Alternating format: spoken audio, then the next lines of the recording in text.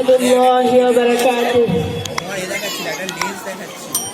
নাহমাদুহু ওয়া নুসাল্লি আলা রাসূলিহিল কারীম। আম্মা বা'দ। এরাই আমার ভালোবাসা, এরাই আমার মডেল।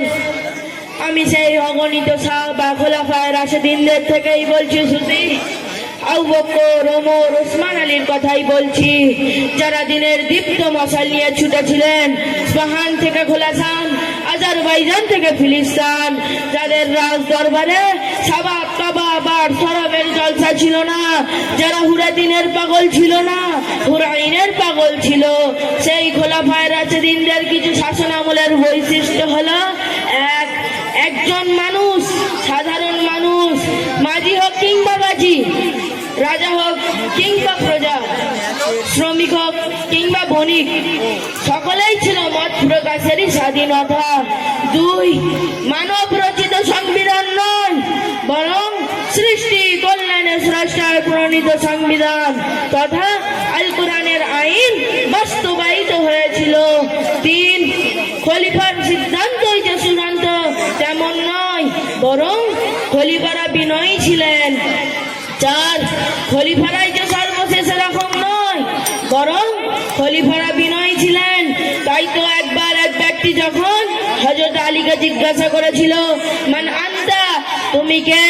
তখন তিনি উত্তরে বলেননি আনা খলিফাতুল্লাহ, তখন তিনি উত্তরে বলেননি আনা আসাদুল্লাহ, তখন তিনি উত্তরে বলেছিলেন, আরে আমি তো একজন সাদাসিধা মুসলমান, আমার আপনার মতনই সাদাসিধা মুসলমান।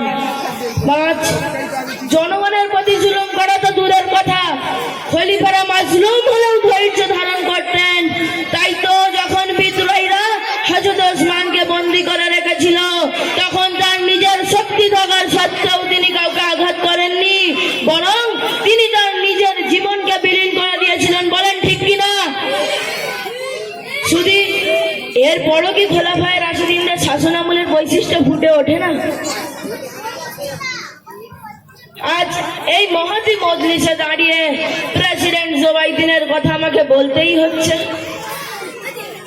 এবার চলুন বর্তমান শাসকদের সাথে তুলনা করে খোলাফায়ে রাশিদিনদের মতো শাসক আমলের কিছু বৈশিষ্ট্য আমরা ফুটিয়ে তুলি। বিবিসি নিউজের ডকুমেন্টারিতে কিছুদিন আগে আমরা শুনেছি, the government of Qatar has spent $230 million for the FIFA world cup, অর্থাৎ চলিত বিশ্বকাপের জন্য কাতার সরকার $220 মিলিয়ন খরচ করেছেন। অথচ এই যে দেখুন ফিলিস্তিন বোনেরা কাঁদছে, আর ফিলিস্তিন ভাইরা যুদ্ধ করছে, আর বলতে মাতা নাসরুল্লাহ, মাতা নাসরুল্লাহ। আর কাতার সরকার বিনোদনের জন্য নিজেদের জান হানি করছেন। খোলাফায়ে রাশিদিনরা এমন ছিলেন না। আসারুল মাসাই গ্রন্থের 2য় খণ্ডে 335 পৃষ্ঠায় উল্লেখ রয়েছে, খলিফারা যখন রোম পারস্য বিজয় করে ধন সম্পদে প্রাচুর্য লাভ করেন, তখন তা বিনোদন